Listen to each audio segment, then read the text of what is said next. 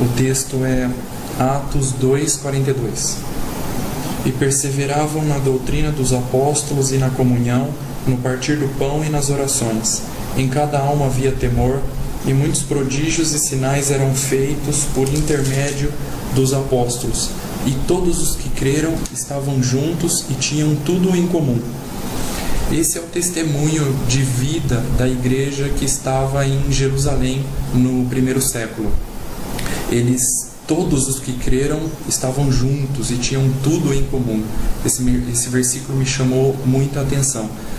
Quando desceu o Espírito Santo em Pentecostes, ali na cidade de Jerusalém, nasceu a igreja. E você já parou para pensar quantas igrejas havia na cidade de Jerusalém? Uma. E essa era a prática de vida deles. Todos os que creram estavam juntos e tinham tudo em comum. Isto é, todos os filhos de Deus daquela cidade se congregavam juntos no mesmo lugar e estavam debaixo do mesmo presbitério. Havia 12 apóstolos, mas todos eles também estavam juntos e eram um só coração e alma. Quando as outras cidades como Samaria, Antioquia, Éfeso, Corinto foram evangelizadas, e ali também nasceram as igrejas, também seguiram esse princípio de unidade. Havia uma igreja em cada cidade. E a única distinção que a Bíblia faz de igreja é geográfica. A igreja que estava em Jerusalém, a igreja que estava em Antioquia, a igreja que estava em Samaria, a igreja que estava em Éfeso, em Corinto e assim por diante. No capítulo 15 de Atos, nós vemos ali uma ameaça à unidade da igreja, porque alguns indivíduos que desceram da Judéia começaram a criar uma dúvida no meio dos irmãos, que a salvação teria que ser pela lei de Moisés, observando a lei de Moisés. E outros estavam pelo lado dos apóstolos dizendo que era pela fé a salvação. E assim os apóstolos e os presbíteros fizeram uma reunião, e nós conhecemos a história. Eles resolveram essa questão.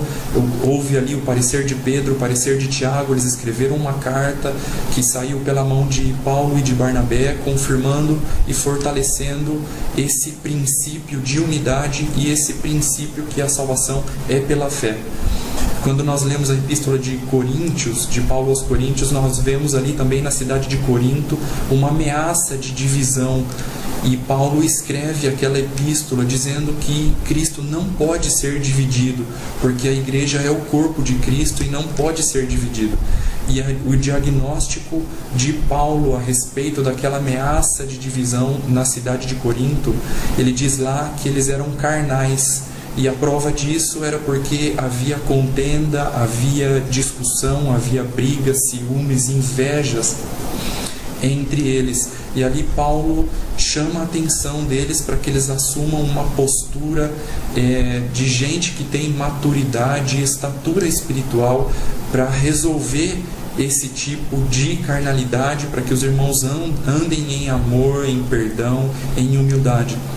Na cidade de Éfeso também houve uma ameaça de divisão, porque havia ali convertidos que eram judeus e gentios, e alguém teve uma ideia de dividir a igreja que estava na cidade de Éfeso em duas, uma dos gentios e outra dos judeus. Por isso que Paulo escreve a epístola aos Efésios, e ele diz que Jesus na cruz de ambos povos fez um e derribou a parede de separação e terminou com a inimizade, fazendo a paz.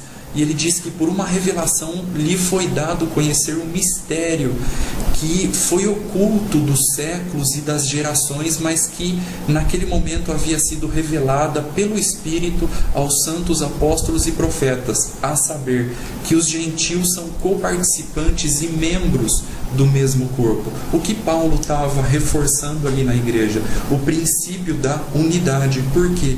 Isso era um princípio, um valor inegociáveis para eles, para aqueles discípulos que estavam ali no primeiro século, vivendo na igreja primitiva.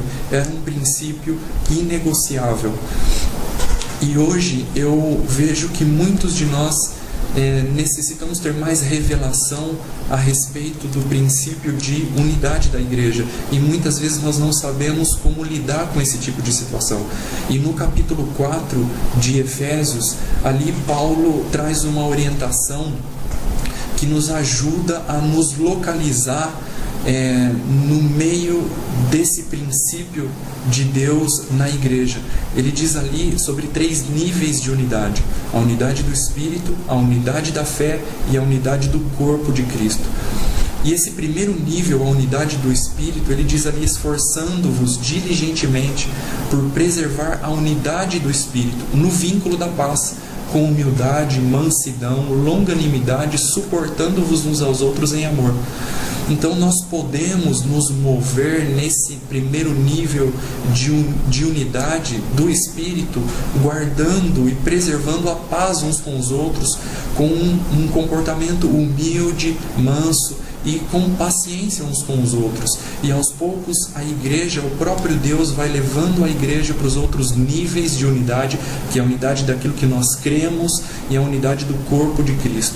E a Bíblia diz que todos chegaremos à unidade da fé, e eu creio que a igreja vai chegar à unidade da fé e vai chegar à unidade do corpo de Cristo. Então eu quero desafiar você a preservar a unidade do Espírito com os irmãos, principalmente que não é do seu grupo, que não congrega junto com você. Como? Mantendo a paz, no vínculo da paz, com humildade, com mansidão, com paciência e dando suporte para os irmãos. Assim você vai manter o vínculo da paz. Essa é a unidade do Espírito, é a vontade de Deus. Uma vez eu passei por uma experiência, eu estava no meu trabalho e eu estava falando de Jesus ali para uma pessoa, e tinha um irmão de um outro grupo junto comigo ali, e aquele irmão me interrompeu e ele disse que ele não cria daquele jeito, que ele não foi ensinado daquela maneira, e que ele discordava do que eu estava falando para aquela pessoa que eu estava ali tentando evangelizar. Então aquela pessoa, ela reagiu mais ou menos assim: bom, se vocês que são aí cristãos não se entendem, que vocês estão querendo me convencer? E ali eu fiquei totalmente desconcertado e não sabia mais nem o que falar mais para aquela pessoa. E logo eu lembrei daquela oração de Jesus em João 17, né? A fim de que todos sejam um, para que o mundo creia. Então essa é a oração que eu quero fazer, a fim de que todos sejam um, para que o mundo creia.